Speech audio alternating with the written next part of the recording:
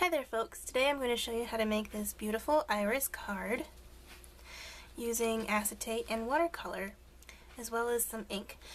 And I think it's pretty simple, but it makes a really spectacular result and it's sure to wow anybody that you give it to.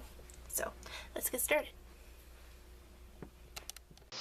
So basically what you need for this is a piece of watercolor card and acetate cut to the right size for your card, and a reference photo. And today I'm using a printed out reference photo and I'm sandwiching it in between my elements here.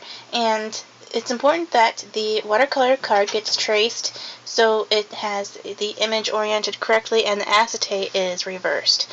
So put the acetate on the back of the reference card basically.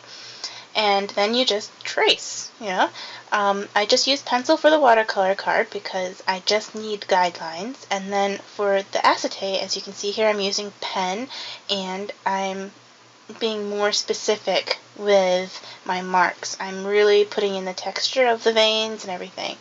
And I wanted this card to look a little bit different than the one that I showed you in the beginning, just so I didn't have exact duplicates. So I'm not putting as many lines in, I suppose. I'm just being a little bit looser and not doing such detail on it.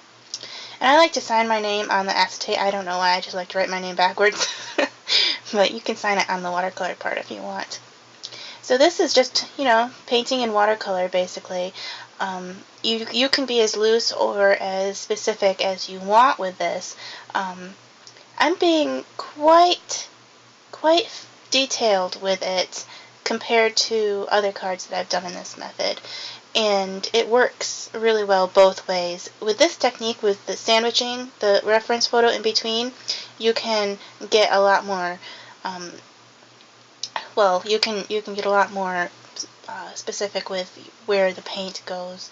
And even if you're not that careful with it, you can see at the end here that I got a little carried away with those bottom petals, and it works out fine.